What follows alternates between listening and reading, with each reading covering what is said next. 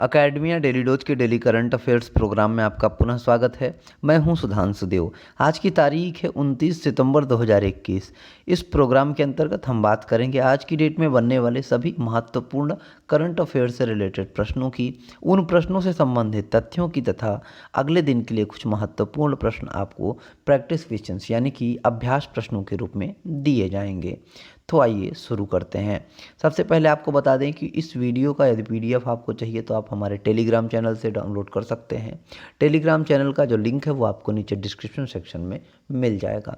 तो सबसे पहले बात करें अभ्यास प्रश्नों के समाधान की, यानी कि वे प्रश्न जो कि आपको अंतिम यानी कि कल के वीडियो में दिए गए थे, उन प्रश्नों के सॉल्यूशन की बात कर लेते हैं। तो पहला प्रश्न था, डांसिंग विद ड्रीम्स नामक पुस्तक का विमोचन किसने किया? विकल्प ए था आदित्यनाथ दास, विकल्प बी था हिमा दासी, सी साहिल सिंह तथा विकल्प डी था देवेश पटेल। प्रश्न को दोबारा से सुने। डांसिंग विद ड्रीम्स नामक पुस्तक का विमोचन किसने किया? विकल्प ए है आदित्यनाथ दास, बी है हिमा दासी, सी है साहिल सिंह तथा विकल्प डी है देवेश पटेल। इनमें से विकल्प ए आदित्यनाथ दास बिल्कुल सही उत्तर है। बात करें उत्तर के स्पष्टीकरण की, तो मुख्यमंत्री वाईएस जगन मोहन रेड्डी ने मुख्य सचिव आदित्यनाथ दास द्वारा लिखित कविताओं के संग्रह डांसिंग विद ड्रीम्स नामक पुस्तक का विमोचन किया। अगला प्रश्न था, पे पॉइंट इंडिया ने बैंकिंग सेवाएं प्रदान करने के लिए किस बैंक के साथ साझेदारी की है? विकल्प ए था बीओबी, बी है एसबीआई, सी है एचडीएफसी तथा विकल्प डी है पीएनबी। प्रश्न को दोबारा से सुने। पे पॉइंट इंडिया ने बैंकिंग सेवाएं प्रदान करने के लिए किस बैंक के साथ साझेदारी की है? विकल्प ए है बीओबी, बी है एसबीआई, सी है एचडीएफसी तथा विकल्प डी है पीएनबी। इनमें से विकल्प ए बीओबी बिल्कुल सही उत्तर है। बात करें उत्तर के स्पष्टीकरण की, तो वित्तीय समावेशन की दिशा में एक बड़े कदम के रूप में पे पॉइंट इंडिया ने बिजनेस कॉरेस्पॉन्डेंस यानी कि बीसी मॉडल के माध्यम से देश भर में बैंकिंग सेवाएं प्रदान करने के लिए भारत के अग्रणी बैंकों में से एक बैंक ऑफ बड़ौदा यानी कि बीओबी के साथ साझेदारी की है। यह तो बात हो गई अभ्यास प्रश्नों के समाधान की। तो आइए अब शुरू करते हैं, बात कर लेते हैं करंट अफेयर से जुड़े आज के महत्वपूर्ण प्रश्नों की। तो जिनमें से पहला प्रश्न है, चिकित्सा उपकरण पार्कों के संवर्धन के लिए योजना का कुल वित्तीय परिव्यय कितना है? विकल्प ए है 400 करोड़ रुपए, बी है 100 करोड़ रुपए, सी है 200 करोड़ रुपए तथा विकल्प डी है 150 करोड़ रुपए। प्रश्न को दोबारा से सुने। चिकित्सा उपकरण पार्कों के संवर्धन के लिए योजना का कुल वित्तीय परिव्यय कितना है? विकल्प ए है 400 करोड़ रुपए, बी है 100 करोड़ रुपए, सी है 200 करोड़ रुपए तथा विकल्प डी है 150 करोड़ रुपए। इनमें से विकल्प ए 400 करोड़ रुपए बिल्कुल सही उत्तर है। बात करें उत्तर के स्पष्टीकरण की, तो रसायन और उर्वरक मंत्रालय के तहत फार्मास्यूटिकल्स विभाग ने चिकित्सा उपकरण पार्कों के संवर्धन के लिए अधिसूचित की है। योजना का कुल वित्तीय परिव्यय 400 करोड़ रुपए है। बात करें अगले प्रश्न की, तो अभिषेक वर्मा किस खेल से संबंधित है? विकल्प ए है बॉक्सिंग, बी है तीरंदाजी, सी है क्रिकेट तथा विकल्प डी है हॉकी। प्रश्न को दोबारा से सुने। अभिषेक वर्मा किस खेल से संबंधित है? विकल्प ए है बॉक्सिंग, बी है तीरंदाजी, सी है क्रिकेट तथा विकल्प डी है हॉकी। इनमें से विकल्प बी यानी कि तीरंदाजी बिल्कुल सही उत्तर है। बात करें उत्तर के स्पष्टीकरण की, तो भारत के 3 बार विश्व कप स्वर्ण पदक विजेता कंपाउंड तीरंदाज अभिषेक वर्मा को 4 साल के कार्यकाल के लिए विश्व तीरंदाजी एथलीटों की समिति के लिए चुना गया है। अगला प्रश्न है, भारतीय प्रधानमंत्री को संयुक्त राज्य अमेरिका से कितनी कलाकृतियां और पुरावशेष घर लाने हैं? विकल्प ए है 157, बी है 200, सी है 24 तथा विकल्प डी है 100। प्रश्न को दोबारा से सुने। भारतीय प्रधानमंत्री को संयुक्त राज्य अमेरिका से कितनी कलाकृतियां और पुरावशेष घर लाने हैं? विकल्प ए है 157, बी है 200, सी है 24 तथा विकल्प डी है 100। इनमें से विकल्प ए 157 बिल्कुल सही उत्तर है। बात करें उत्तर के स्पष्टीकरण की, तो प्रधानमंत्री श्री नरेंद्र मोदी अमेरिका से 157 कलाकृतियों और पुरावशेषों को घर लाने वाले हैं। कलाकृतियों में हिंदू धर्म, बौद्ध और जैन धर्म से संबंधित सांस्कृतिक पुरावशेष और मूर्तियां शामिल हैं। अगला प्रश्न है, प्रधानमंत्री सहज बिजली हर घर योजना सौभाग्य के तहत अब तक कितने घरों का विद्युतीकरण किया गया है? विकल्प ए है 3,82,00,000 परिवार, बी है 2,82,00,000 परिवार, सी है 5,82,00,000 परिवार तथा विकल्प डी है 10,82,00,000 परिवार। प्रश्न को दोबारा से सुने। प्रधानमंत्री सहज बिजली हर घर योजना सौभाग्य के तहत अब तक कितने घरों का विद्युतीकरण किया गया है? विकल्प ए है 3,82,00,000 परिवार, बी है 2,82,00,000 परिवार, सी है 5,82,00,000 परिवार तथा विकल्प डी है 10,82,00,000 परिवार। इनमें से विकल्प बी 2,82,00,000 परिवार बिल्कुल सही उत्तर है। बात करें उत्तर के स्पष्टीकरण की, तो भारत ने कहा कि प्रधानमंत्री सहज बिजली हर घर योजना सौभाग्य के तहत अब तक 2,82,00,000 घरों का विद्युतीकरण किया जा चुका है। अगला प्रश्न है, विश्व फार्मासिस्ट दिवस विश्व स्तर पर किस तारीख को मनाया जाता है? विकल्प ए है 22 सितंबर, बी है 25 सितंबर, सी है 26 सितंबर तथा विकल्प डी है 21 सितंबर। प्रश्न को दोबारा से सुने। विश्व फार्मासिस्ट दिवस विश्व स्तर पर किस तारीख को मनाया जाता है? विकल्प ए है 22 सितंबर, बी है 25 सितंबर, सी है 26 सितंबर तथा विकल्प डी है 21 सितंबर। इनमें से विकल्प बी 25 सितंबर बिल्कुल सही उत्तर है। बात करें उत्तर के स्पष्टीकरण की, तो विश्व फार्मासिस्ट दिवस हर साल 25 सितंबर को विश्व स्तर पर मनाया जाता है। स्वास्थ्य में सुधार में फार्मासिस्ट की भूमिका के बारे में जागरूकता पैदा करने के लिए यह दिन मनाया जाता है। अगला प्रश्न है, वर्ष 2021-2022 के लिए ऑडिट ब्यूरो ऑफ सर्कुलेशन यानी कि एबीसी के अध्यक्ष के रूप में किसे चुना गया है?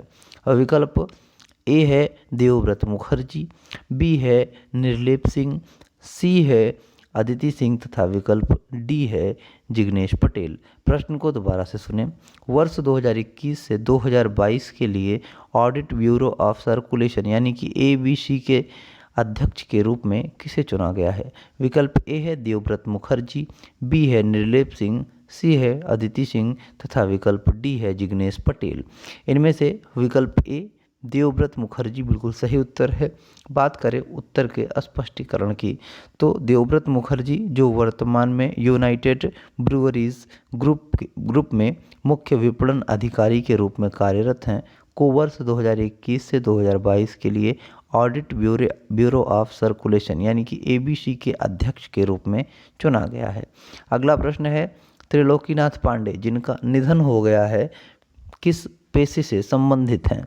विकल्प ए है राजनीतिज्ञ, बी है अभिनेता, सी है निदेशक तथा विकल्प डी है डॉक्टर। प्रश्न को दोबारा से सुने। त्रिलोकीनाथ पांडे जिनका निधन हो गया है किस पेशे से संबंधित हैं? विकल्प ए है राजनीतिज्ञ, बी है अभिनेता, सी है निदेशक तथा विकल्प डी है डॉक्टर। इनमें से विकल्प ए राजनीतिज्ञ बिल्कुल सही उत्तर है। बात करें उत्तर के स्पष्टीकरण की, तो वीपी के वरिष्ठ नेता त्रिलोकीनाथ पांडे का 75 साल की उम्र में लखनऊ में निधन हो गया। यह श्री राम जन्मभूमि तीर्थ क्षेत्र के डिग्री धारक थे।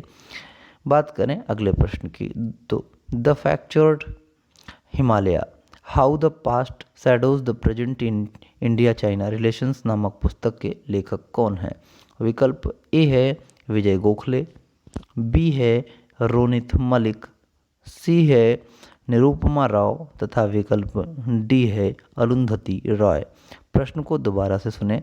The fractured Himalaya how the past shadows present in India China relations नामक पुस्तक के लेखक कौन है? विकल्प ए है विजय गोखले, बी है रोनित मलिक, सी है निरुपमा राव तथा विकल्प डी है अरुंधति रॉय। इनमें से विकल्प बी निरुपमा राव बिल्कुल सही उत्तर है। बात करें उत्तर के स्पष्टीकरण की, तो निरुपमा राव द्वारा लिखित the fractured Himalaya how the past shadows the present in India China relations नामक पुस्तक है। बात करें अगले प्रश्न की, तो भारतीय खाद्य सुरक्षा और मानक प्राधिकरण यानी कि FSSAI के अध्ययन के अनुसार भारत किस वर्ष तक औद्योगिक ट्रांस फैट मुक्त बनने के लिए पूरी तरह तैयार है और सही रास्ते पर है। विकल्प ए है 2022, बी है 2025, सी है 2030 तथा विकल्प डी है 2050। प्रश्न को दोबारा से सुने। भारतीय खाद्य सुरक्षा और मानक प्राधिकरण यानी कि FSSAI के अध्ययन के अनुसार भारत किस वर्ष तक औद्योगिक ट्रांस फैट मुक्त बनने के लिए पूरी तरह तैयार है और सही रास्ते पर है। विकल्प ए है 2022, बी है 2025, सी है 2030 तथा विकल्प डी है 2050। इनमें से विकल्प ए 2022 बिल्कुल सही उत्तर है। बात करें उत्तर के स्पष्टीकरण की, तो भारतीय खाद्य सुरक्षा और मानक प्राधिकरण यानी कि FSSAI के अध्ययन के अनुसार भारत 2022 तक औद्योगिक ट्रांस फैट मुक्त बनने के लिए पूरी तरह तैयार और सही रास्ते पर है। अगला प्रश्न है, प्राइवेटर स्पेस नामक नया स्पेस स्टार्टअप किसने लॉन्च किया है।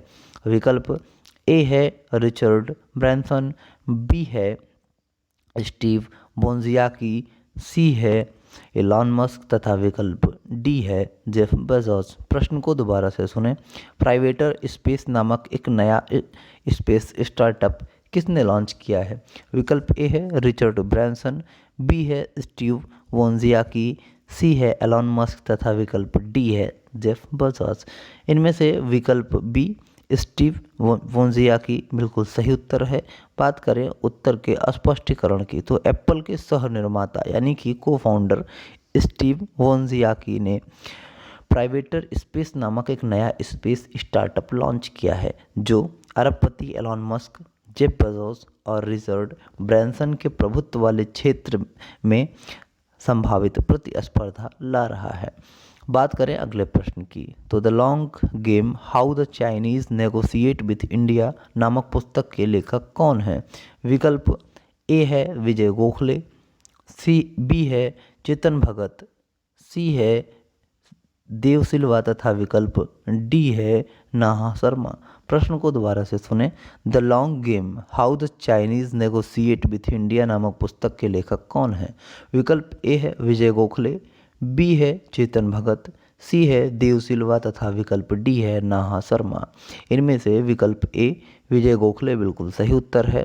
बात करें उत्तर के स्पष्टीकरण की, तो विजय गोखले द्वारा लिखित the long game how the Chinese negotiated with India नामक पुस्तक है। अब यह तो हो गए आज की डेट में बनने वाले वे सभी महत्वपूर्ण प्रश्न जिनकी चर्चा हमने की, जो कि करंट अफेयर से रिलेटेड है। अब बारी है बात करने की कुछ अभ्यास प्रश्नों की, यानी कि जो प्रश्न आपको आज के लिए प्रैक्टिस के लिए दिए जाएंगे। तो आइए सबसे पहले इसके बाद बात कर लेते हैं अभ्यास के लिए प्रश्नों की। लेकिन उससे पहले हम आपको बता दें कि अगर आपको फिर से एक बार आपको सूचित कर दे रहे हैं कि अगर आपको इस वीडियो का PDF चाहिए तो आप हमारे टेलीग्राम चैनल से डाउनलोड कर सकते हैं। टेलीग्राम चैनल का जो लिंक है वो नीचे डिस्क्रिप्शन बॉक्स में आपको मिल जाएगा। तो आइए अभ्यास प्रश्नों की बात करें। तो आज के अभ्यास प्रश्नों में पहला है, भारतीय सेना किस तारीख को विजय सांस्कृतिक महोत्सव आयोजित करेगी। विकल्प ए है 26 से 29 सितंबर, बी है 21 से 24 सितंबर, बी है 22 से 25 सितंबर तथा विकल्प डी है 21 से 24 अक्टूबर। प्रश्न को दोबारा से सुने। भारतीय सेना किस तारीख को विजय सांस्कृतिक महोत्सव आयोजित करेगी। विकल्प ए है 26 से 29 सितंबर, बी है 21 से 24 सितंबर तथा विकल्प सी है 22 से 25 सितंबर और विकल्प डी है 21 से 24 अक्टूबर। इनमें से आपको जो भी प्रश्न का जो भी विकल्प सही लग रहा हो उसको आप नीचे कमेंट बॉक्स में ज़रूर लिखिएगा। दूसरा प्रश्न आपके लिए है, किस देश ने क्रिप्टो करेंसी से जुड़े सभी लेन देन को अवैध घोषित किया। विकल्प ए है भारत, बी है चीन, सी है जापान तथा विकल्प डी है नीदरलैंड्स। प्रश्न को दोबारा से सुने। किस देश ने क्रिप्टो करेंसी से जुड़े सभी लेन देन को अवैध घोषित किया? विकल्प ए है भारत, बी है चीन, सी है जापान तथा विकल्प डी है नीदरलैंड्स। ये दो प्रश्न आपको अभ्यास प्रश्न के लिए दिए गए हैं। उम्मीद रखते हैं कि आप इन दो प्रश्नों के उत्तर नीचे कमेंट बॉक्स में ढूंढकर ज़रूर लिखेंगे। आज के इस वीडियो में बस इतना ही। मिलते हैं अगले वीडियो में, तब तक बने रहें अकेडमी डेली डोज के साथ। चैनल पर यदि आप नए हैं तो चैनल को सब्सक्राइब कर लें, बेल आइकॉन दबाएं जिससे आपको समय पर अपडेट मिलता रहे। वीडियो यदि आपको अच्छा लगा हो तो वीडियो को लाइक करें। यदि आपको उपयोगी लगा हो तो अपने मित्रों के साथ शेयर करें। और यदि आपके मस्तिष्क में कोई भी प्रश्न बन रहा है तो नीचे कमेंट बॉक्स में आप हमसे ज़रूर पूछें। और यदि आप हमसे जुड़ना चाहते हैं हमारे सोशल मीडिया प्लेटफॉर्म के थ्रू, तो आपको नीचे डिस्क्रिप्शन सेक्शन में हमारे सोशल मीडिया का लिंक मिल जाएगा। आप वहां से हमसे जुड़ सकते हैं सीधे हमारे सोशल मीडिया प्लेटफॉर्म पर और बातें कर सकते हैं।